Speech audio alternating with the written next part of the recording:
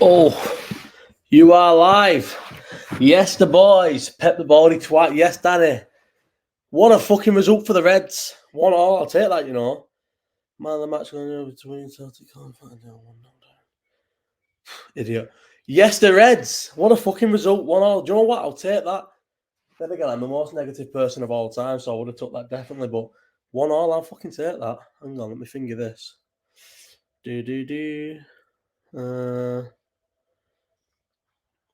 What am I doing here?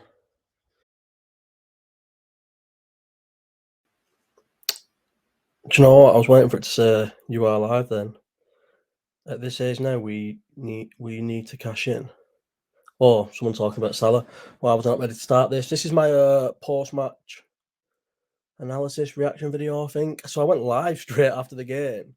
Just because Trent's on. Oh, I'm going to have to go. Little man's crying. How sad's this? End recording. I'll be back. Oh, 1 sec. Bobby. Stop.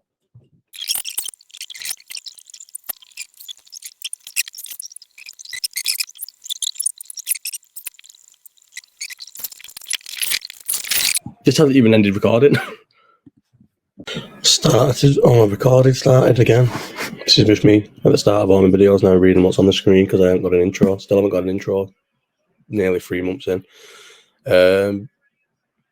You'll have seen the two. I don't know if I edit them at the end or edit them into the start. The two outtakes. Well, I tried to do this last night stupidly and couldn't because constant interruptions. But got a bit of time in the morning now. I've got my coffee very precariously positioned there, and I'm watching Katie Taylor fight back that I missed out on yesterday. Fell asleep, watched all the garbage on this card, watched the Cully fight, and then fell asleep during the Cully fight. Well, at the end of it, I actually watched the Cully decision get read out and then fell asleep. Set my alarm for 5 this morning to watch Benavidez versus Andrade. When does a fight in Vegas ever start before 5 in the morning? I only wanted the main event, weren't interested in watching fucking Charlo versus his brother. And wakes up and 10 to 5, seeing that Michael Benson tweet. Benavidez stops Andrade in 6 rounds. I'm thinking, what? So yeah, missed everything. Missed all the main boxing. And I did really want to wake up for Benavidez Andrade. That's Andrade, isn't it? Andrade is more MMA names. It's Andrade. Anyway, I missed it, gutted. So I'm guessing the muster of a post-match videos lost now. But I'm still going to do the Sunday morning garbage. It's not an actual feature or anything like that. I'm just going to talk about Liverpool City because I did a live. It's quite funny, actually. It's the first time it's happened to me. I did a live. Actually, no, it's not the first time. It's the second time it happened to me because it happened to me once when I was super rough. The live chat where it says rough on the thumbnail. In the first 10 minutes, I was just bombing because I was just so rough and like it wasn't busy at the time. Like it didn't start picking up till about 10 minutes in, and I was struggling. That was an issue with the post match. And post matches would sound like people join them because people are doing fuck all else after the match, but I was just bombing on my feet, just like bombing where I was sat, like I was melting because when I started it, if you look at my finger, let me have a look at the time when I posted this here. There's another video with absolutely no notes, no nothing. Oh my God, I'm still on Do Not Disturb from last night. Do you know what I never really knew about Do Not Disturb, like how it just completely stops any notification. It's absolutely changed my life now that I know about it. So when did I put the thing? Because I did the thing during the game. Look at the difference in my tweets. Live post-match analysis straight after the game, regardless of the result, like defiant regardless of the result. That was on 24 minutes past 1. Can't say sick like this. 24 minutes past 1, so you're talking 65th minute, and we was losing, and I thought we were losing. It's like I had so many things, everything I had to say on this that I had in my head that I was ready to say. It was negative. Trent's performance, the starting lineup, Jota starting without for Diaz, the midfield, the fact that Jones played, Alisson having a stinker, even though obviously I'm not turning Alisson or anything. And then when Trent equalises and it finishes 1-1, me being the most negative person of all time, most like I think I like attacking football and stuff, and I do like pace and all that, but deep down at heart, definitely would be a defensive person if I was like in charge of a football team because I'm just so negative and miserable. Someone said to me on Twitter, "Why did you sit slating the players all? You sat slating the players all game." Obviously, mate, when we're losing, I'll go over the top of my criticism, and when we're winning, I go over the top of my praise. I don't know why this is like news to anybody. So all game I was slagging these off. Let's read some of my things. Nunes sort your fucking feet out. That's a massive chance, I suppose. That was kind of thing, yeah. The old Salah gets them there, but half a yard he's lost is sad. Absolutely fucking terrible way Iraqi gets away. But that was bad. I'm not reading them all. That was bad. And then the Curtis Jones tweet. Curtis Jones is not the player you all think he is. Well, to be fair, a lot of people don't think he's any sort of player. But this is the Scouse thing again. People are saying, "Oh, you're on his back because he's a Scouser." How can it be that I love Scousers and I want to be Scouse, but then I'm negative against Scousers? And it's not. Trent is the best right back in the world, or definitely in the Premier League. And even though I'm always on him, I feel like it's because I expect more from him. He can't defend. That goal yesterday was proof that he can't defend. But I think that's what you just always have to accept with him. And he's definitely not a midfielder. You notice he needs too much time on the ball to be a midfielder. Like he needs not time, sorry, space to be as excellent as he is and as unbelievable he is. He's literally one of the most talented defenders you'll ever come across. He probably won't want to be a world great of football because he lacks too much defensively. But in terms of a technically sound footballer, he's one of the best defenders this generation's ever produced. And it's commendable that Klopp's worked out how to use him, because you can't not use him.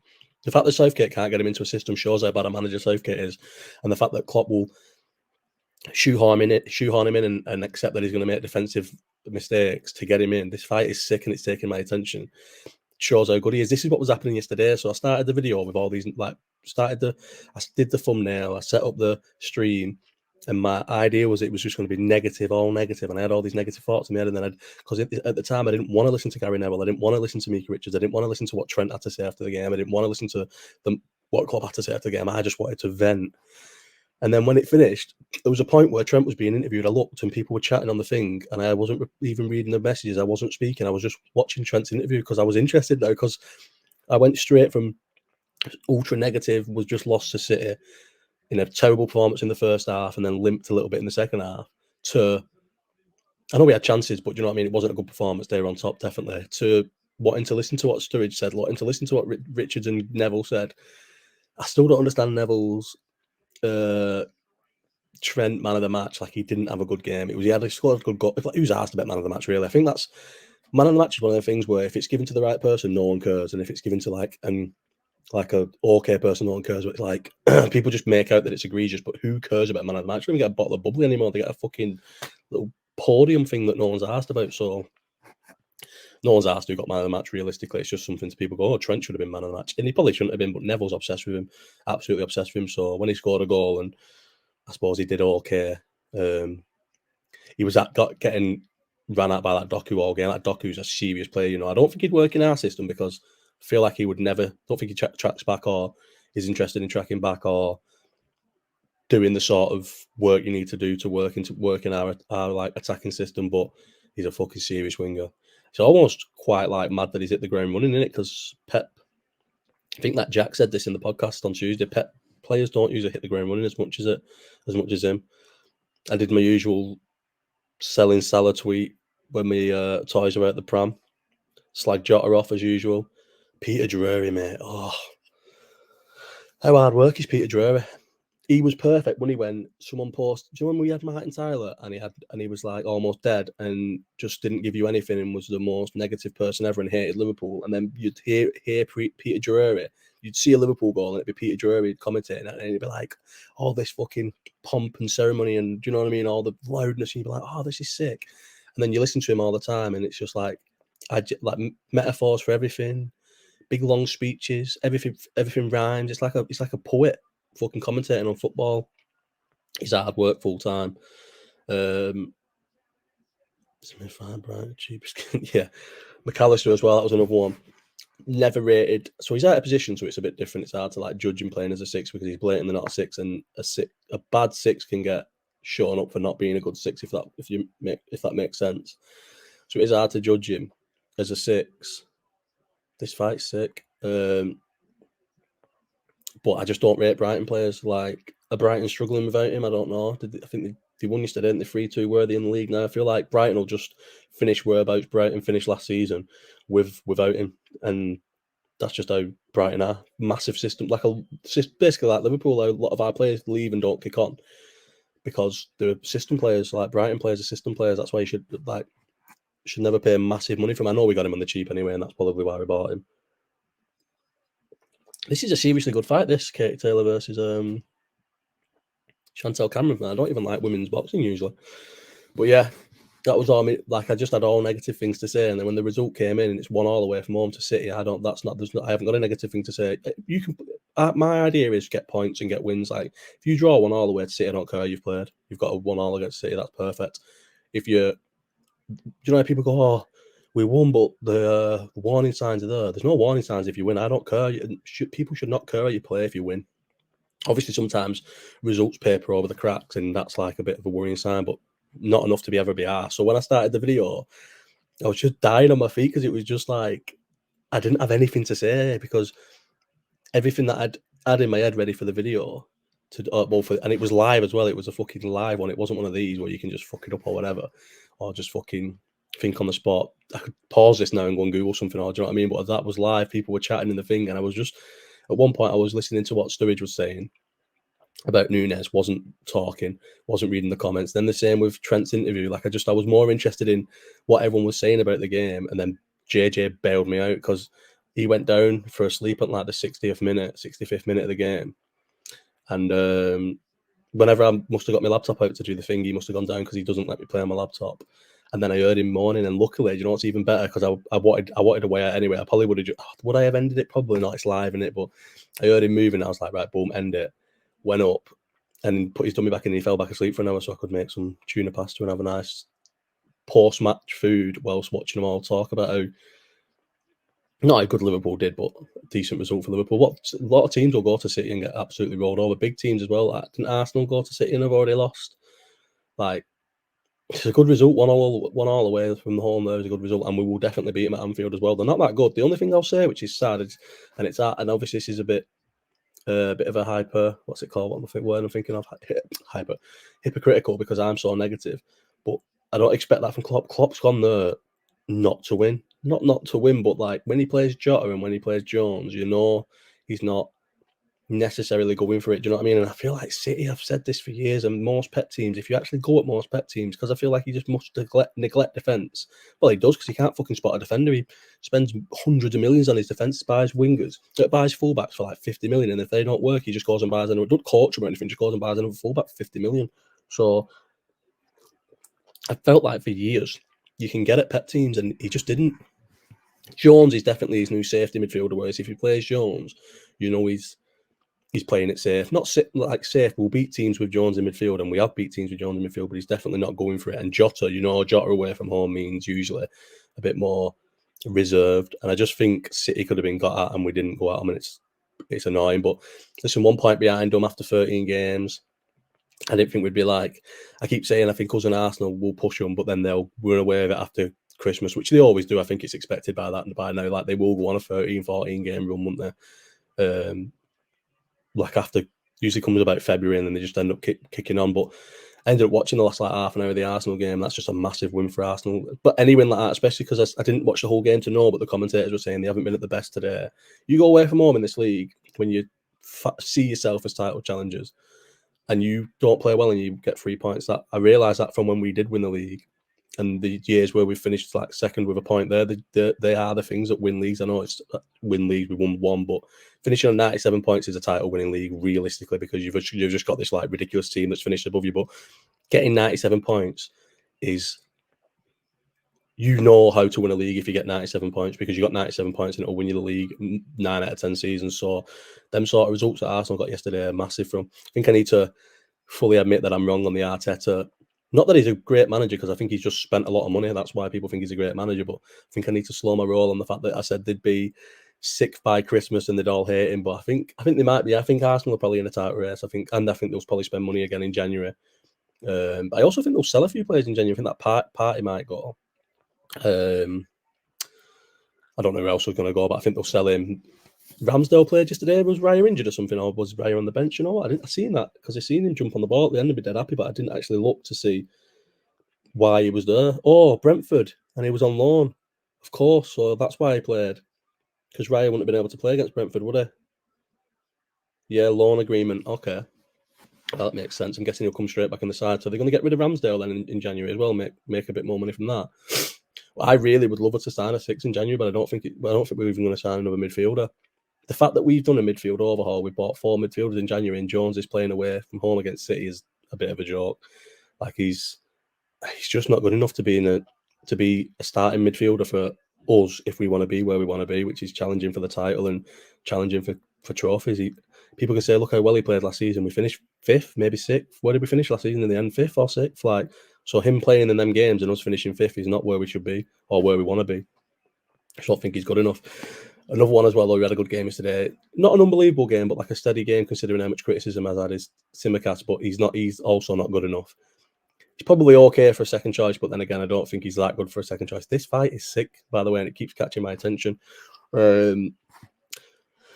But he definitely should never be starting, but I guess he's second choice. But I think I'm getting the impression now that the way that Klopp was like overly loyal and let the midfielders go far too long, I think he might do that in the defence. I think he expects he gives the loyalty to the players that he expects off them, and I think he's so loyal to the Madrid team. I think he's emotionally invested in the Madrid team. And do you remember his statement after the game where he was like, if I could do it with any set of boys, it would be these boys. Like, I think he loves that Madrid team too much that he might let Robertson go a season or two too long, which pains me to say because I love Robertson. He's one of my favourite players of this team and Scottish captain, and I'm like moonlighting now as a Scotland fan. So like I do love Robertson, and I'd love Robertson to accept being second choice if we went and got a new left back, because I feel like this system doesn't bring the best out of him or suit him, and I do think he's lost a yard as well and lost a step as well, just because of how much football he played for us and the type of football he played for us, and obviously playing for Scotland and everything. So it is sad to think that maybe we'll have to start looking at replacing Robertson, but I think Klopp will probably end up giving him a couple of seasons too long anyway.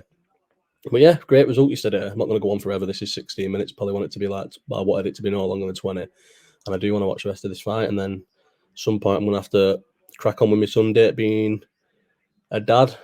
Got good plans today, though. Going watching the new Hunger Games thing, 11, the Hunger Games prequel.